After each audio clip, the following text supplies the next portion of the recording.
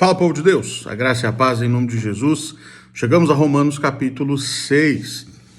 Após o apóstolo Paulo descrever como a justificação pela fé funciona, após mostrar que essa justificação traz frutos benditos àqueles que creem, Paulo mostra agora que a graça de Deus age em nossa vida, domina nossa vida, preenche nossa vida, transforma a nossa vida, não para que vivamos pecando mais, mas sim para que lutemos contra o pecado. Há na cabeça de muita gente a ideia de que a vida no domínio da graça de Deus é uma vida de libertinagem, uma vida de completa dissolução. Na cabeça de muita gente, estranhamente, viver debaixo da graça de Deus é fazer o que quiser, do jeito que quiser, da maneira que quiser, contra quem quiser, e Deus vai simplesmente olhar e falar: olha lá que bacana, que bonito que ele está fazendo, que coisa interessante. Mas ser dominados pela graça de Deus precisa mudar a nossa conduta. Ser dominados pela graça de Deus necessariamente afetará a maneira como nós vivemos. Por isso que Paulo começa o capítulo 6 com uma interrogação, com um questionamento. Que diremos, pois? Permaneceremos no pecado para que seja a graça mais abundante? Na cabeça de muita gente funciona assim: quanto mais eu peco, mais a graça de Deus se manifesta para mim, para me tirar do pecado. Então eu peco mais para que haja mais graça. E Paulo diz: de modo nenhum. Como viveremos ainda no pecado nós, os que para ele morremos? Paulo usa em diversos momentos, não só aqui em Romanos, mas em outras cartas, as ideias de vida e morte, para falar sobre a nossa vida em Cristo Jesus, sobre nossa conduta, sobre a nossa caminhada mesmo como povo de Deus. Basicamente, Paulo traz as ideias teológicas de vivificação e mortificação. Graças à obra de Cristo realizada no nosso coração, nós temos a responsabilidade, o dever e a real possibilidade de vivificarmos o nosso espírito, de crescermos espiritualmente, de viver de fato a vida de Cristo em nós.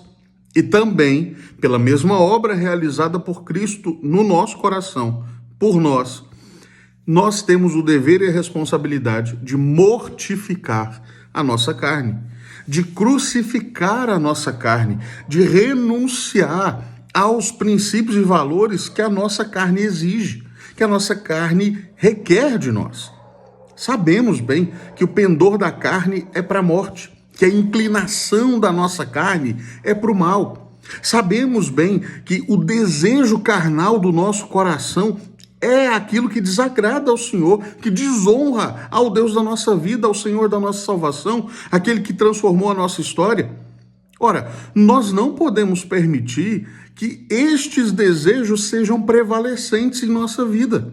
Nós não podemos permitir que estes desejos reinem sobre a nossa vida. Por isso é que Paulo ressalta a importância do pecado não reinar em nós. Ele diz isso no verso 12.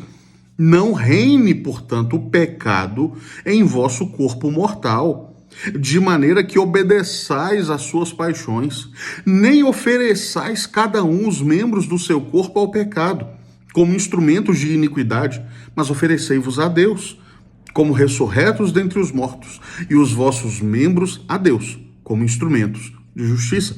Perceba que Paulo usa duas figuras importantes aqui. Ele fala do pecado reinando, mas ele fala também de nós oferecendo-nos ao pecado. Quando nós somos alcançados pela graça, o pecado não pode reinar sobre a nossa vida. O pecado não pode nos dominar. Nós pecamos, é verdade. Nós caímos, mas o pecado não pode ser a nossa regra de conduta. O pecado não pode ser o fator dominante da nossa história. Por isso, Paulo diz: não reine o pecado. O pecado não vai dominar vocês se vocês estão em Cristo. Contudo, não é apenas o reino do pecado que nos leva a pecar. Nós também pecamos porque nós queremos. Por isso que Paulo diz, não ofereçam o corpo de vocês ao pecado. Não queiram pecar, não desejem pecar, não se aproximem do pecado, não ofereçam a vida de vocês ao pecado. Assim, que o pecado não reine, mas que vocês também colaborem e não ofereçam a vida de vocês ao pecado. Porque o pecado, diz o apóstolo, não terá domínio sobre vós, pois não estáis debaixo da lei, e sim da graça. É claro que é desafiador. O texto de Romanos 6 não é um texto que diz que é fácil viver longe do pecado. Claro que não. É desafiador, mas é possível. E a gente precisa se apegar nessa real possibilidade. A graça de Deus nos domina para que vivamos a graça de Deus. A graça de Deus nos alcança, nos transforma para que vivamos para a glória de Deus. Nós somos escravos, sim. Somos escravos de Deus em Cristo Jesus. Somos escravos da justiça divina, não do pecado. É o que Paulo fala na continuidade do capítulo 6. Veja, verso 17 e verso 18. Mas graças a Deus, porque outrora escravos do pecado, contudo viestes a obedecer de coração a forma de doutrina que fostes entregues. E uma vez libertados do pecado, fostes feitos servos da justiça.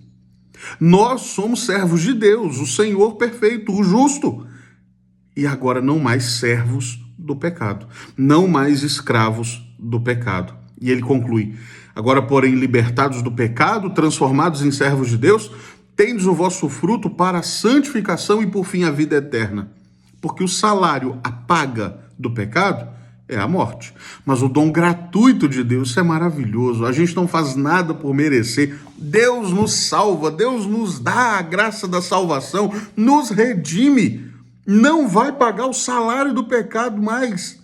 O dom gratuito de Deus, diz o texto sagrado, é a vida eterna em Cristo Jesus, o nosso Senhor.